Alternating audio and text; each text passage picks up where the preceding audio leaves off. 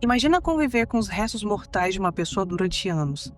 Tratá-los como se essa pessoa ainda estivesse viva. O que parecia uma história de amor se revelou uma das obsessões mais doentias e perturbadoras já registradas. Essa é a história de um homem cujo apego ultrapassou todos os limites da razão e chocou o mundo inteiro. Se você curte crimes reais, fenômenos paranormais e mistérios, então você está no lugar certo. Eu sou Kate Rosa e aqui mostramos que a realidade é mais assustadora que qualquer ficção. Se é novo por aqui, seja bem-vindo, e para quem já me acompanha, é muito bom ter você de volta. Se você quer entender como esse homem conseguiu esconder esse segredo tão sombrio por anos e porque teve tanta gente que tratou como um homem apaixonado, fica até o final porque essa história vai te deixar de queixo caído.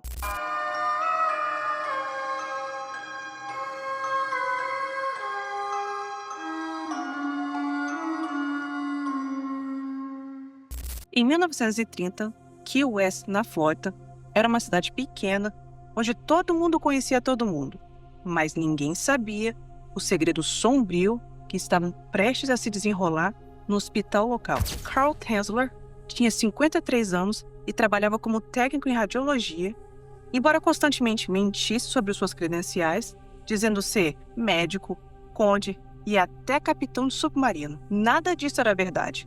O que era verdade, no entanto, era muito mais perturbador. Desde a infância, Carl dizia ter visões, encontros sobrenaturais com fantasmas e um suposto ancestral que mostrava sua alma gêmea destinada. Ele a descrevia em detalhes vívidos, uma jovem linda, de pele bronzeada e cabelos escuros. Não eram apenas sonhos, eram obsessões que consumiam cada momento de sua vida.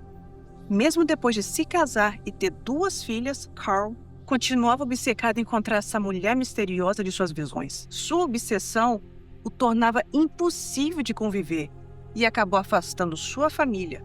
Mas Carl não se importava. Ele tinha certeza de que seu verdadeiro amor estava lá fora, esperando por ele. E então, em abril de 1930, ela entrou pelas portas do hospital.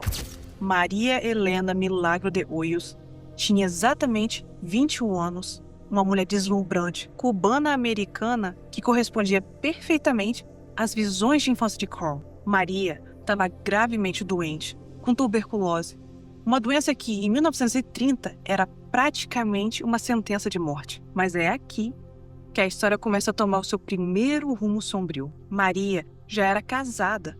Embora separada do marido, após sofrer um aborto espontâneo, ela nunca demonstrou qualquer interesse romântico por Carl. Para ela, ele era apenas o técnico do hospital que tratava da sua saúde. Carl, no entanto, via algo completamente diferente. Para ele, aquilo era o destino, a realização de décadas de visões sobrenaturais. Ele começou a ficar obcecado com a ideia de salvar a vida de Maria. Não por dever médico, mas porque acreditava que ela tinha sido feita para ele. Sabendo que a família de Maria não podia pagar um tratamento adequado, ele se ofereceu para cuidar dela em casa, alegando ser um médico qualificado. Só que isso era mentira. Carl começou a roubar equipamentos médicos caros do hospital, realizando tratamentos experimentais bizarros em Maria.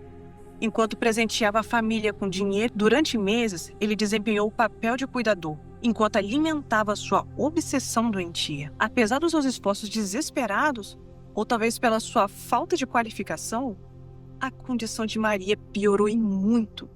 Em 1931, ela acabou falecendo, deixando para trás uma família em luto e um homem profundamente perturbado, que se recusava a aceitar a realidade. E é aqui que Carl revela quem ele realmente é. Ao invés de ele permitir que a família de Maria vivesse seu luto em paz, ele insistiu em pagar por todo o funeral. Mas isso não era generosidade, era parte do plano. Carl mandou construir um mausoléu especial acima do solo, com uma pequena porta na frente.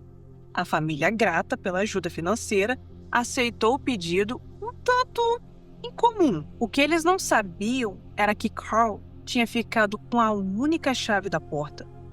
Todas as noites durante 2 anos, Carl visitava o túmulo de Maria.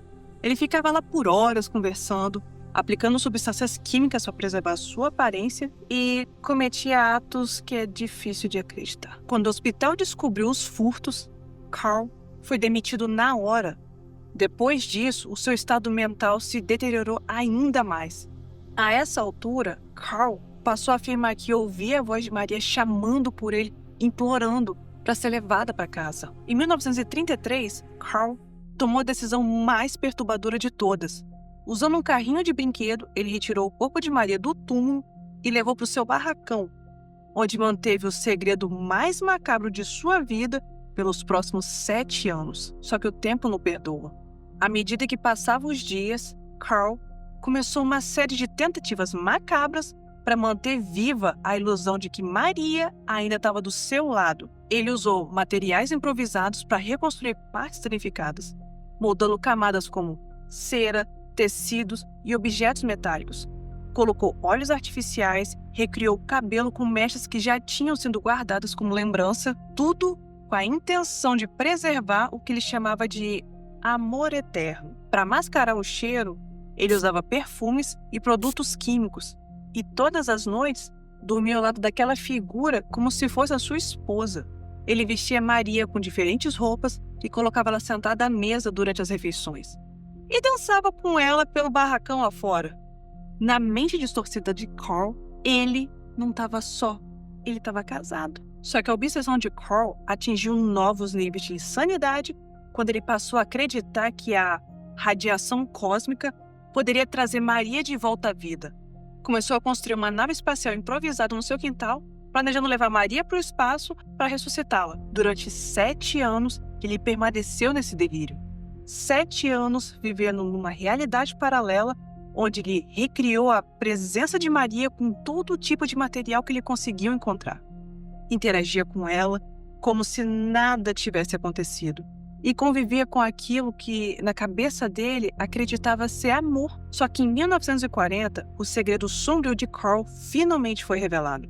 Vizinhos começaram a desconfiar ao ver Carl comprando roupas femininas e observaram dançando com o que parecia ser uma boneca em tamanho real pela janela. Quando as autoridades descobriram o que Carl tinha feito, encontraram algo ainda mais perturbador. Uma tentativa extrema de recriar a aparência de Maria com o uso de materiais artificiais. Os legistas identificaram camadas de pele artificial e sinais claros de uma tentativa desesperada de manter viva uma ilusão, moldada com gesso, tecido e uma obsessão que ultrapassou todos os limites. Mas aqui talvez seja a parte mais perturbadora de toda essa história. Carl praticamente não respondeu pelo seu crime, devido às brechas na lei. E acredite se quiser, ele chegou a conquistar até a simpatia do público e, eventualmente, ele foi liberado sem uma punição significativa. Muitas pessoas enxergaram Carl como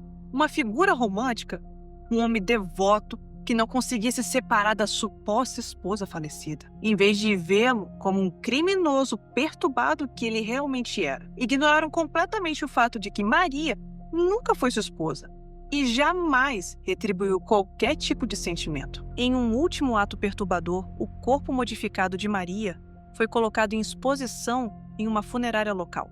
Mais de 6.000 pessoas passaram por lá, mas não como quem visita uma curiosidade mórbida, e sim como se ela fosse parte de um espetáculo. Mesmo após a morte, Maria continuava sendo tratada como um objeto, e não como uma pessoa.